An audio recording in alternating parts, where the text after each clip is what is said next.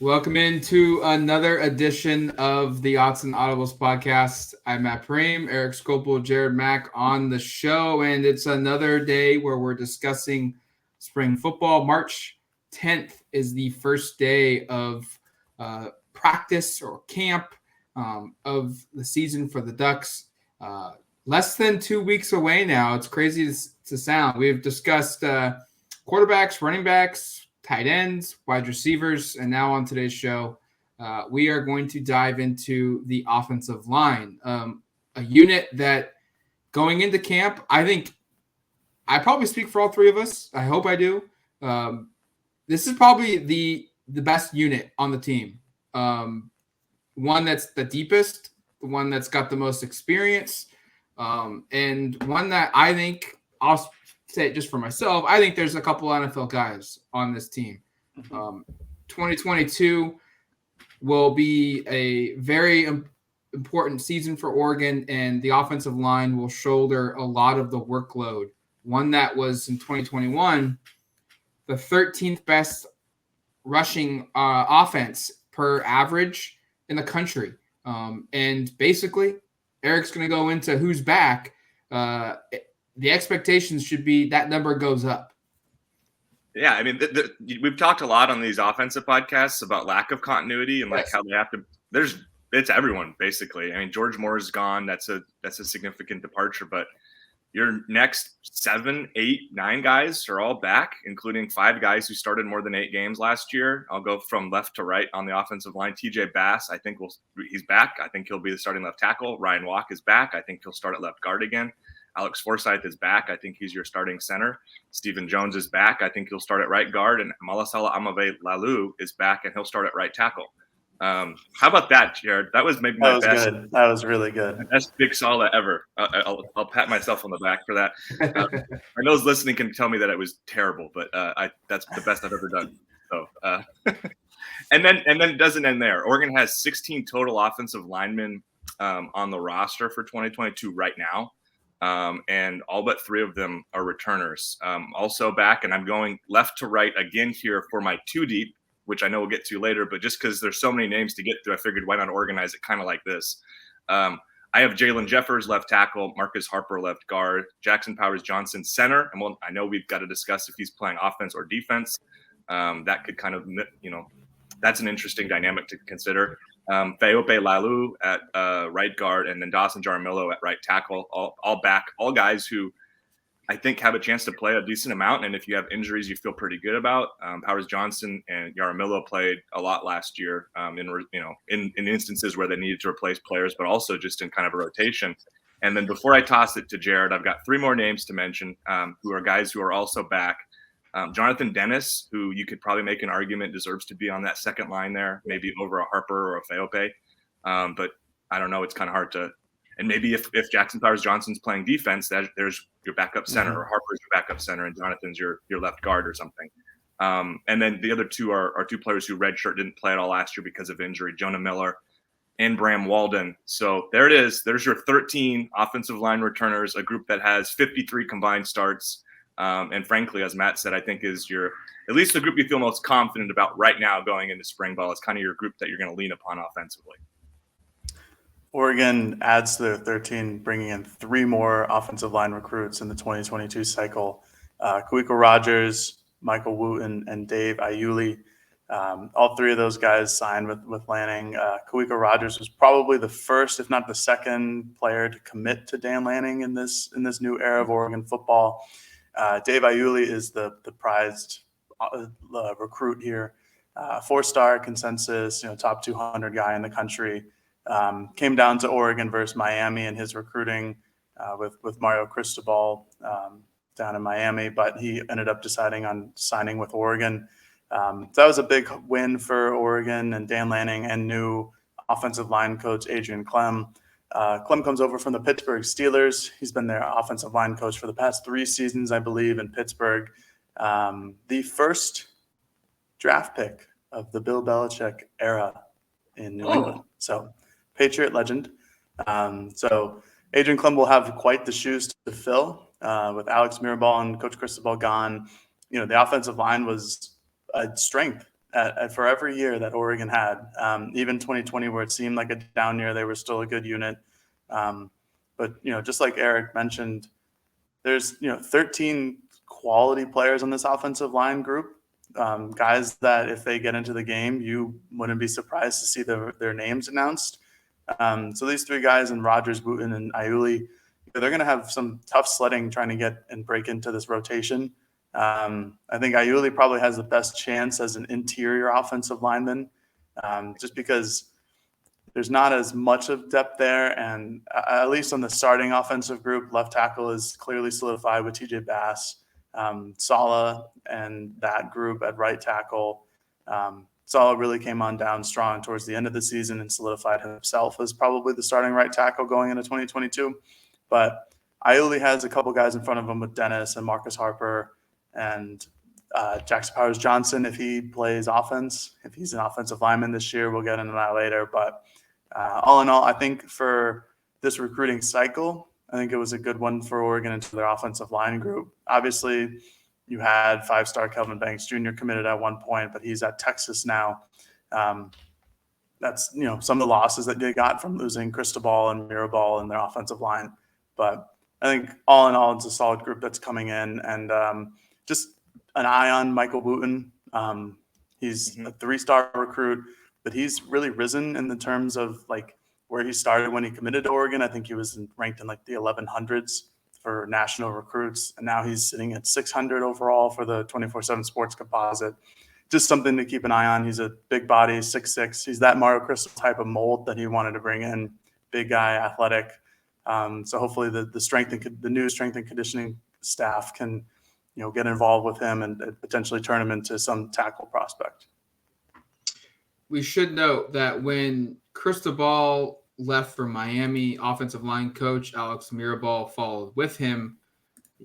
I think it would have been understandable if some of the upperclassmen chose to go pro, if some of the underclassmen chose to transfer, whether that was to follow Cristobal or to go somewhere else because their position coach and their head coach, who had an offensive line background, left. That really didn't happen. Logan Sagapalu is the only player that was on scholarship to transfer out so far. He actually did go to Miami. Kai Arneson, a guy that was a fan favorite of these two, of Erik and Jared, a guy that traveled quite a bit for Oregon. He got on scholarship at Nevada. So you understand that move. Why walk out at Oregon when you could get a scholarship at another Division I school? And Ken Wilson, Oregon's linebacker coach, is the head coach now at Nevada. A lot of walk-ons at Oregon have landed scholarships at Nevada. But that's it. They really didn't see a mass exodus, and I think it speaks volumes to this team, Dan Lanning, and the offensive line coach Adrian Clem, and just the overall staff, that the upperclassmen, guys that had they said at the end of the year, I'm going pro, everyone would have understood why. Everyone would have been at peace with it. And yet they're coming back to Oregon for another season. I think that speaks wonders to the staff and to this program. It puts them in a position where they should be really good. The offense, I know there's a new quarterback. I knew there's a new system.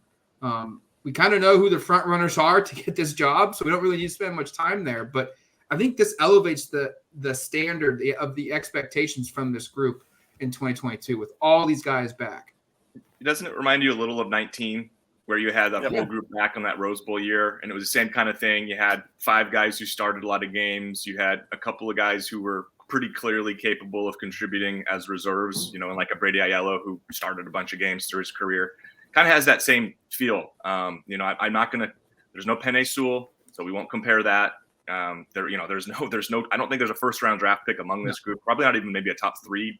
I don't know. There's probably a couple guys here like a TJ Bass could maybe elevate himself into like a mid-round guy. I don't know if there's the ceiling for much else amongst the guys who are going to start. I also wanted to say, like, Matt, you I think appropriately gave credit to the new staff. I think a lot of credit should probably also go just to the 5 guys that came back in terms of like wanting to be here and the care factor. And I don't want to say that the other guys are followers, but like I think Ryan Walk and Alex Forsyth, a couple of in-state kids who really care about this program, have really kind of together elevated their own play to become starters and work together. I'd imagine there were a lot of conversations behind closed doors between those two and the other three, and shoot, even like maybe a Dawson Armillo, who I imagine if he would have gone to Miami, probably have a chance to start. Like Dawson's going to not start at Oregon this year, and I would imagine he goes elsewhere. He's got a really chance to start, because I thought he came on really strong and arguably was one of their best 5 offensive linemen at times in 2021. So, but another in-state kid who clearly wanted to stick around. His brother Bailey's I think a redshirt sophomore now.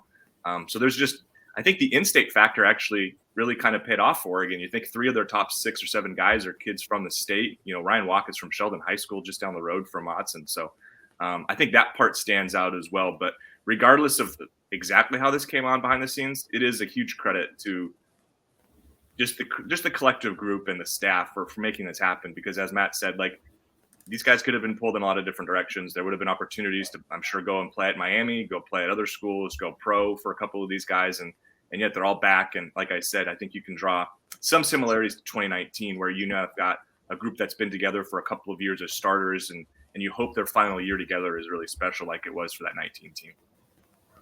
Oh, certainly. Yeah. And like Matt opened the podcast with, and saying that this is the deepest and most talented group on Oregon's roster, I have to agree.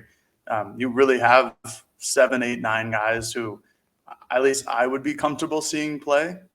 And you have Dawson Jaramillo, who's the best, like he's a 6-man basically for this offensive line. And he came in all the time last year against Ohio State, against whoever it was, and played really well. And to have those type of players, coming off the pine and giving them the opportunity for their starting 5 to get some rest, whatever the case may be, that's impressive. A lot of schools don't have that. And there are a lot of guys, just like Erik was mentioning, how, if they decided to transfer somewhere else, they would have a legitimate legitimate chance at starting at other Power 5 schools.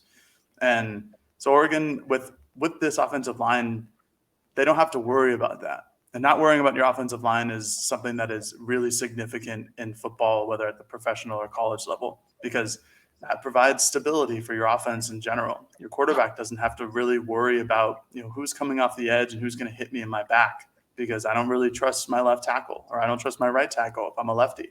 For Oregon to have a solidified left tackle in TJ Bass, and a solidified right tackle and Sala, and this offensive line, and Alex Forsyth, is, we all know going into the season, like that's going to be your starting center. That's huge for the offense. They know exactly what they're going to get day in, day out from this group. And that's exactly what they got last year too. And that's why their rushing attack, like Matt mentioned, was 13th in the country, because they knew every game this group was going to perform. And there are not a lot of defensive fronts that are going to push this group around. I will be so very interested to see how they perform against Georgia, because that's a team that this offensive line has not gone against. And those are athletes, those are bodies that are very different from what they see in the Pac-12. It'll be similar to that 2019 when they went against Auburn, because that was full of a lot of bodies and types of players that they had not seen before. But they held their ground.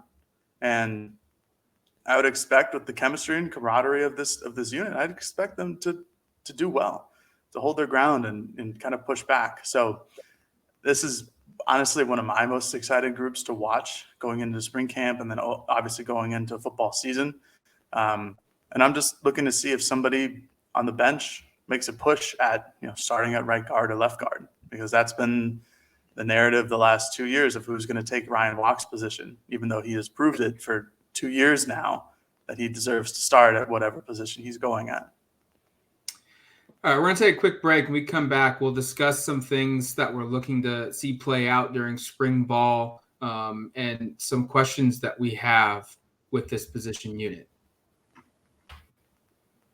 All right, welcome back to the Autzen Audibles Podcast. Talking offensive line here, wrapping up the offensive side of the football for our spring previews. And guys, I think before we dive into our 3 questions going in to spring football, I want to pose a question here. How solid do you think? I think we all are in agreement that Bass, Saleh, Jones, Forsyth, Walk. I think we're all in agreement that those are probably the 5 that start.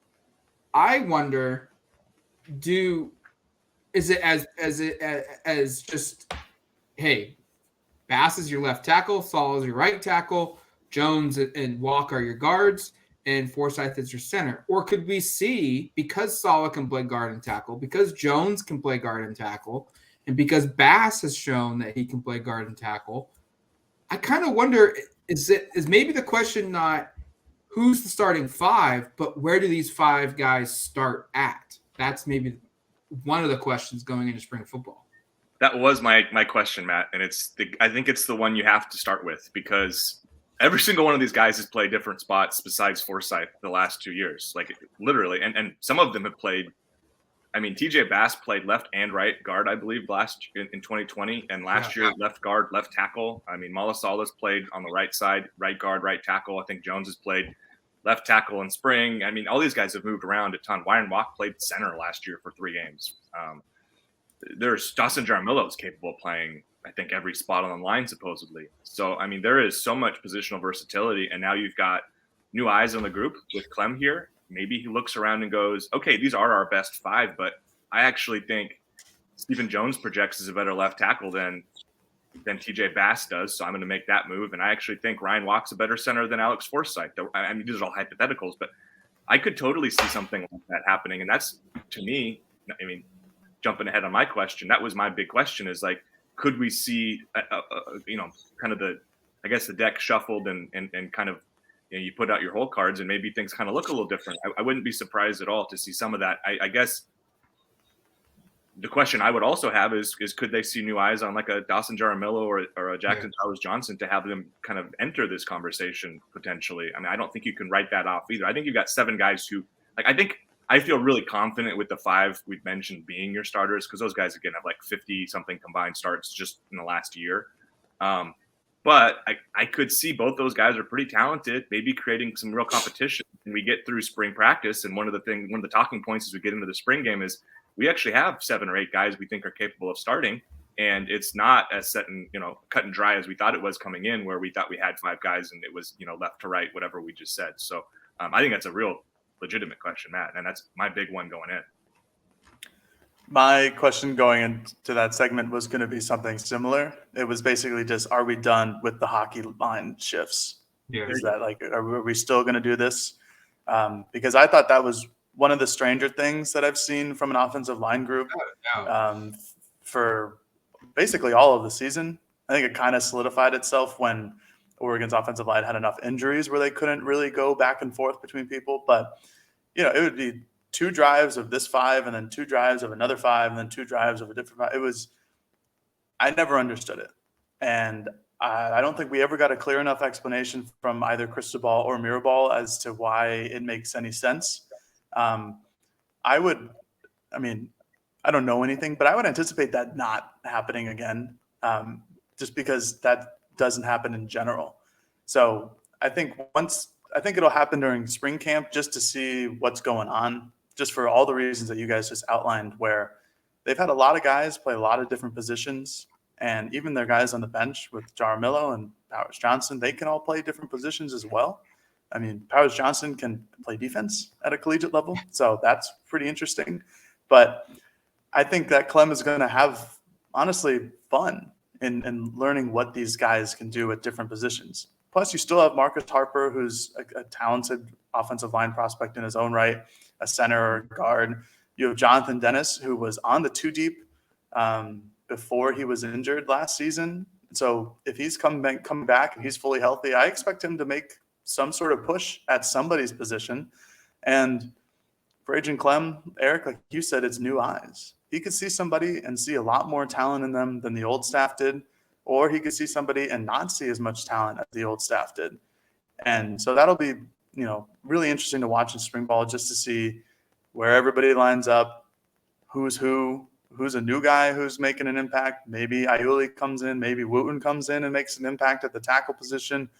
There are a lot of unanswered questions here, but they're not any bad ones. It's not like well, Yeah. they don't have a left tackle, so who the heck is going to come up and play for them? It's like, well, we have some time to experiment and see if we can get something perfect rather than just really good. So but Matt, to go off of your point, that's a very fair question of just, who's playing where. And, I think that'll be answered mildly early into spring ball, but something that the staff should have some fun with. Jared, I think you put it perfectly. Like, they have questions, but none of them are of concern. It's all it's all just positional mixing and matching and finding and fine tuning your best five, and that's when you're in a really good place, when you don't have any real major concerns. I mean, think about like running back or receiver we've talked about on this podcast, where we've got confidence in the starters, but who's backing them up? Do they have the depth? Like the offensive line, we have confidence in their starters. We've seen reserves play key moments to the point where if an injury happens, we know they've got the position versatility and the depth to withstand it and still maintain an elite unit. So, I just think the sky is the limit for this unit. For me, for spring ball, you guys touched on a couple of the points I wanted to make. Where does Jackson Powers-Johnson play? Offense, defense. Dan Lanning said at a signing day event that he would be starting on defense. That was news at the time, that the Jackson Powers-Johnson. We don't know if they were both kidding or not, but that's what we do know as of now. But the health, I think there's two players that could really impact some of the questions about who fits where. And maybe it's a second team discussion, but Ryan Walk's health for spring ball, will he be ready to go? And if he is, that's huge news for Oregon. If he's not, that presents an opportunity for someone maybe like a Marcus Harper, maybe a Dawson Jaramillo to push their way into the discussion of being a starter. And then secondly, Jonathan Dennis, his status, because this is a player that going into the fall of 2021, he was supposed to be one of the young guys that would push his way into the rotation. And everything we had heard about Jonathan Dennis was he was a really good prospect, had turned the corner and things were going at a high clip for him.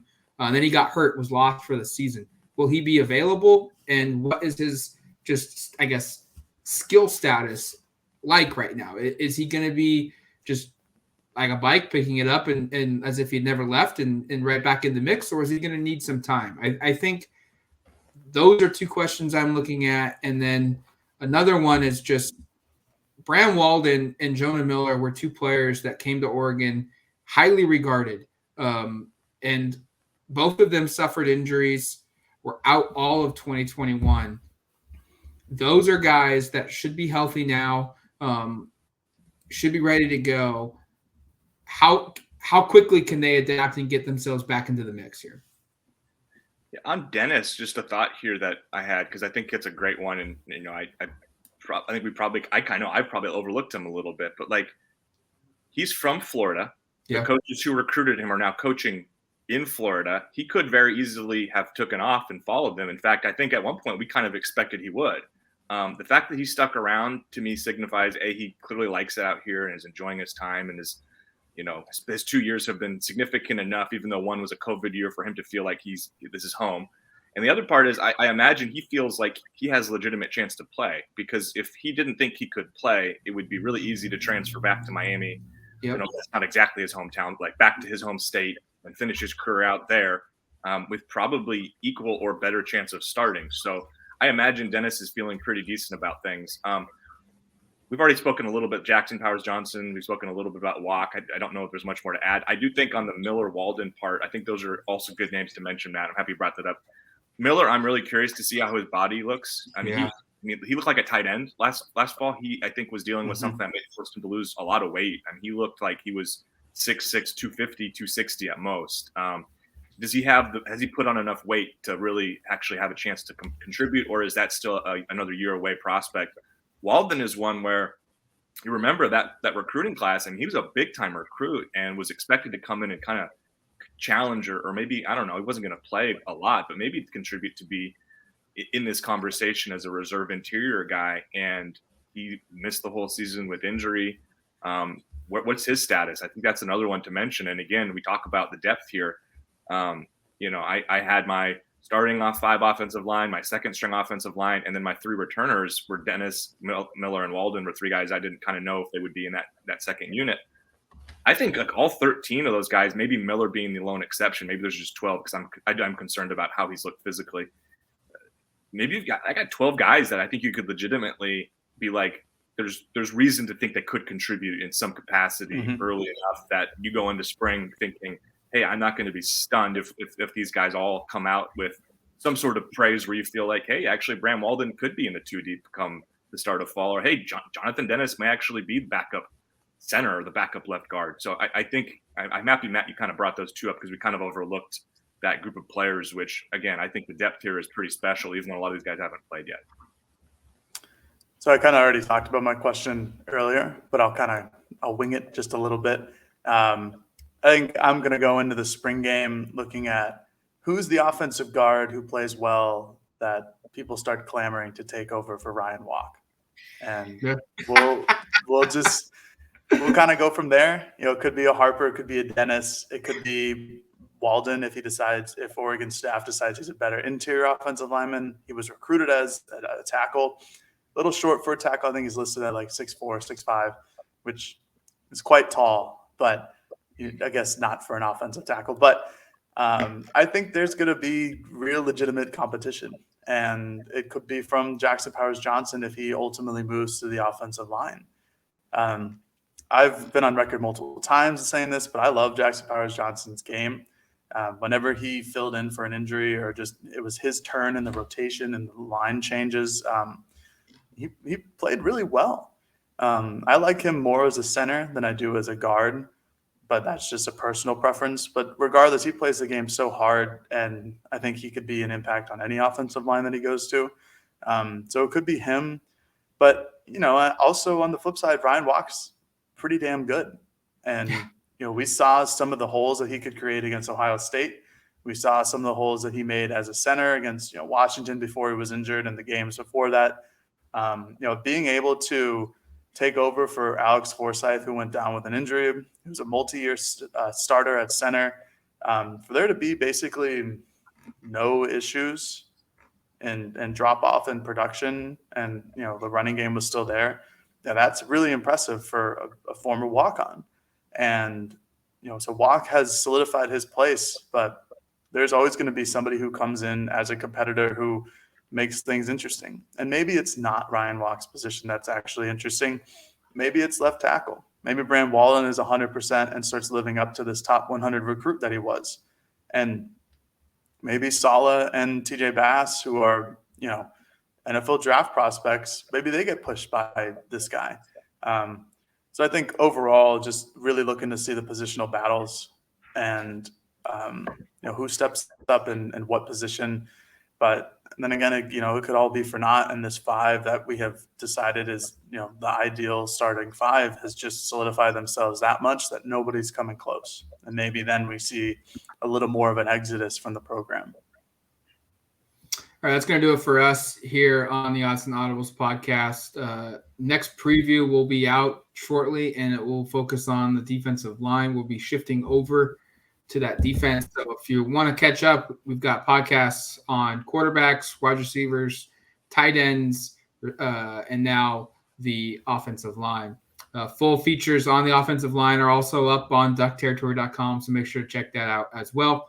And until the next one, you've been listening to the Autzen Audibles podcast. Talk to you later, folks. Peace.